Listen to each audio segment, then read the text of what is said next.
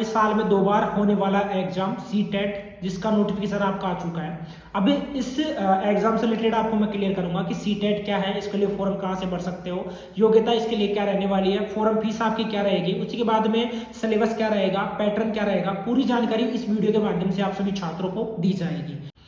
CTET जो exam है यानी कि सेंट्रल टीचर एलिजिबिलिटी टेस्ट है। एक तरीके से इसको सीईटी के आधार पर आप देख सकते हो। पर इन दोनों में डिफरेंस है, जैसे कि राजस्थान में सीईटी होता है उसी तरीके से सेंट्रल लेवल पर सीटेट होता है। ठीक है, सीईटी में तो आपको पता होता है कि सीईटी में आपका जो सीईटी है ओनली हर साल के लिए अपडेट रहता है, हर साल आपको सीईटी का एग्जाम देना होता है। लेकिन जो ये सीटेट एग्जाम अगर आप पास कर लेते हो तो इसकी जो वैलिडिटी है वो लाइफ टाइम रहती है। इसमें क्या रहता है कि इसमें वैकेंसीज आती है यहाँ पर जो प्री डीएलएड जो स्टूडेंट कर रहे हैं या बीएड जो स्टूडेंट कर रहे हैं, अगर फ्यूचर में अगर आपको टीचर वैकेंसी का फायदा उठाना है सेंट्रल लेवल पर, जैसे कि एनवीएस में आता है, केवीएस में आता है, डीआरडीओ में आता है, उसके बाद में डीएसएसबी में आता है, उसके बाद में आपका जैसे एडीएमएस में आता है, तो इन भर्तीज मतलब कि इन में जो वैकेंसीज वगैरह निकलती है, अगर उनमें आप एक तरीके से भागीदारी अपनी रखना चाहते हो तो आपको सीटेट एग्जाम है वो क्वालिफाई करना होता है। साल में 2 बार होता है। दिसंबर के लिए भी फॉर्म आपके स्टार्ट होने जा रहे हैं। अब इसके लिए फॉर्म की डेट आपकी क्या रहेगी, बिल्कुल आपको क्लियर करूंगा। एग्जाम डेट आपकी क्या रहेगी वो भी आपको इस वीडियो के माध्यम से देखने को मिलेगा। फिलहाल अभी कुछ ही देर पहले जो ऑफिशियल नोटिफिकेशन है वो आपका जारी हो चुका है। ठीक है, वैसे सीबीएसई के द्वारा ये जो एग्जाम है वो आपका कंडक्ट करवाया जाता है। इसमें पासिंग मार्क्स आपके कितने चाहिए होते हैं, जैसे कि आपकी अनारक्षित कैटेगरी है, साथ में जो आपकी आरक्षित कैटेगरी है, उन सभी का भी यहाँ पर मैं एक तरीके से क्लियर करने वाला हूँ। सबसे पहले यहाँ पर बात करें, जैसे सीटेट जो आपका एग्जाम है 2024 में, दिसंबर 2024 का एग्जाम है। अब इसके जो फॉर्म है आपके वो आपके 17 सितंबर से लेकर 16 अक्टूबर तक आपके भरे जाएंगे। ठीक है, भरने के बाद में इसकी जो फीस है वो आपकी क्या रहेगी, देखो जनरल ओबीसी कैटेगरी के लिए जो इसकी फीस रहेगी, देखो इसमें 2 पेपर होते हैं। एक पेपर लेवल फर्स्ट होता है, लेवल सेकंड होता है। लेवल फर्स्ट आपका 1ली से 5वीं तक के लिए एलिजिबल होता है और लेवल सेकंड आपका 5वीं से 8वीं क्लास तक के लिए एलिजिबल होता है।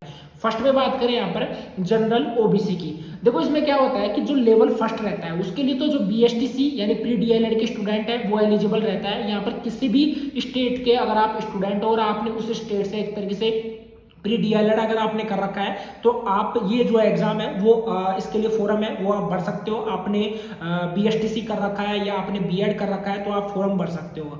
बात करें यहाँ पर जनरल ओबीसी की, जैसे बात करें पेपर फर्स्ट के लिए तो आपके 1000 रुपये रहते हैं। पेपर सेकंड की बात करें, अगर बोथ की बात करें, पेपर फर्स्ट हो गया पेपर सेकंड हो गया, दोनों की अगर बात करें जनरल ओबीसी में तो कितना आपका फॉर्म फीस है वो आपका लगता है, बिल्कुल आपका 1200 रुपये लगता है। उसी के बाद में यहाँ पर एससी एसटी की बात करें तो यहाँ पर पेपर फर्स्ट के लिए आपके 500 रुपये लगते हैं। बाकी अगर पेपर फर्स्ट और सेकंड दोनों के लिए अगर आप अप्लाई करते हो तो आपके टोटल 600 रुपये फॉर्म फीस आपकी लगती है। आपको ऑफिशियल वेबसाइट पर जाकर इसके लिए जो फॉर्म है वो भरना पड़ेगा। अब नेक्स्ट यहाँ पर बात करते हैं कि इसके लिए जो एलिजिबिलिटी है वो आपकी क्या होती है, यानी कि योग्यता आपकी क्या होती है। ऑफ कोर्स जैसे कि मैंने फर्स्ट में आपको क्लियर किया था कि जो स्टूडेंट बीएसटीसी यानी प्री डीएलएड में अभी फिलहाल एडमिशन ले रखा है, ठीक है, जो स्टूडेंट अभी फिलहाल रनिंग में बीएसटीसी वगैरह कर रहे हैं या रनिंग में एक तरीके से आप बीएड वगैरह कर रहे हैं तो आप इस मतलब कि जो फॉर्म है सीटेट के लिए जो फॉर्म है वो आप भर सकते हो। एलिजिबिलिटी टेस्ट के लिए आप फॉर्म है वो भर सकते हो। साथ ही में जिन्होंने जो बीएसटीसी है वो क्लियर कर लिया है या उसके बाद में बीएड आपने क्वालिफाई कर लिया है तो उसके बाद में भी आप ये फॉर्म है वो भर सकते हो। मेन मतलब है कि आप एक तरीके से एडमिशन आपका प्री डीएलएड में होना चाहिए। नेक्स्ट यहाँ पर बात करते हैं, अब देखो इसमें क्या रहेगा, जैसे लेवल फर्स्ट का मैंने क्लियर कर दिया, यानी कि पेपर फर्स्ट की बात करें तो उसमें बीएसटीसी के स्टूडेंट एलिजिबल रहेंगे। पेपर सेकंड की बात करें तो बीएड के स्टूडेंट है वो एलिजिबल रहेंगे। अब यहाँ पर आपका सिलेबस क्या रहेगा, पैटर्न क्या रहेगा, ठीक है, बाकी क्या है सीटेट वो मैंने आपको क्लियर कर दिया है कि एक तरीके से ये एलिजिबिलिटी टेस्ट होता है जिस तरीके से सीईटी होता है, लेकिन ये लाइफ टाइम इसकी वैलिडिटी रहती है। और बाकी इसमें जो स्टूडेंट देखो अगर बात करें राजस्थान लेवल पर, जैसे राजस्थान लेवल पर जो भर्ती वगैरह निकलती है उनके लिए आपको एक तरीके से जो एलिजिबिलिटी टेस्ट है वो आपका रीट लगता है। ठीक है, रीट लगता है, रीट के बाद में आप first grade second grade third grade की भर्ती वगैरह आप देख पाते हो। उसी तरीके से सेंट्रल लेवल पर सीटेट लगता है। उसके बाद में आप जितनी भी जो भर्ती वगैरह निकलती है गवर्नमेंट टीचर के लिए तो वो भर्ती वगैरह आप देख पाते हो। अब यहाँ पर बात करते हैं एग्जाम डेट की।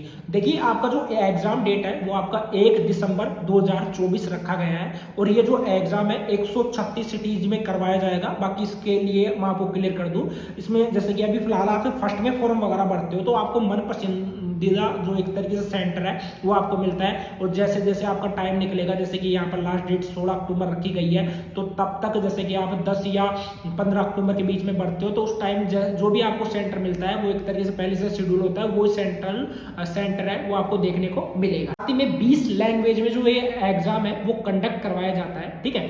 अब इसकी यहाँ पर बात करें कि यहाँ पर जैसे पेपर फर्स्ट का क्या टाइमिंग रहेगा, पेपर सेकंड का क्या टाइमिंग रहने वाला है।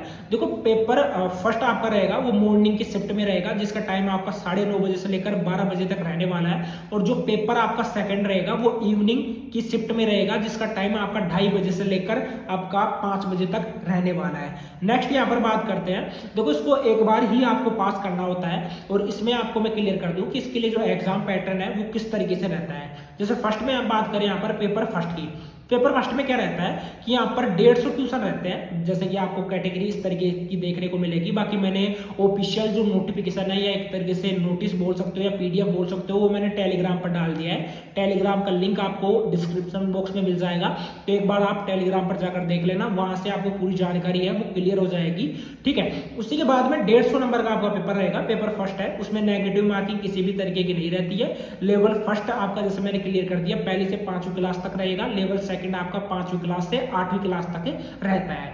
यहां पर बात करें पेपर सेकंड हो गया, पेपर सेकंड में भी आपको 150 क्वेश्चन देखने को मिलेगा। साथ ही में आपका सब्जेक्ट क्या क्या रहेगा वो आप जैसे स्क्रीन पर देख भी सकते हो, बाकी आपको पीडीएफ में मिल जाएगा। जो पीडीएफ है वो मैंने आपको ऑलरेडी क्लियर कर रखा है कि आपको व्हाट्सएप चैनल पर भी आपको देखने को मिलेगा, साथ में आपको टेलीग्राम पर भी देखने को मिल जाएगा। बाकी देखो सीटेट जो एग्जाम है वो आपके लिए काफी इंपॉर्टेंट साबित होगा। अगर फ्यूचर में आपको और भी जो ज्यादा राजस्थान के अलावा और भी जो वैकेंसीज वगैरह देखनी है गवर्नमेंट टीचर से रिलेटेड, और आगे जाकर आपको और भी एक तरीके से ब्राइट फ्यूचर को लेकर अगर आप सोच रहे हो तो बिल्कुल आपको इस एग्जाम को देना चाहिए। इसके लिए जो फोरम है वो आपके 17 सितंबर से स्टार्ट हो चुके हैं, यानी कि आज से आपके जो फोरम है वो स्टार्ट है। ऑफिशियल वेबसाइट पर जाकर आप देख सकते हो। और उसी के साथ में अब इसमें जो पासिंग मार्क्स है वो कितने चाहिए होते हैं, देखो फर्स्ट में मैं क्लियर कर दूं, जैसे जनरल हो गया, ओबीसी हो गया, उसके बाद में ईडब्ल्यूएस हो गया, इसमें 150 में से आपको तकरीबन 90 नंबर आपको पासिंग मार्क्स में चाहिए होगा। उसके बाद में यहाँ पर बात करें अनारक्षित जो आपकी कैटेगरी है, ठीक है, उसकी बात करते हैं। सॉरी, जैसे आरक्षित कैटेगरी, अनारक्षित में तो आपका वही जनरल ओबीसी ईडब्ल्यूएस आ गया।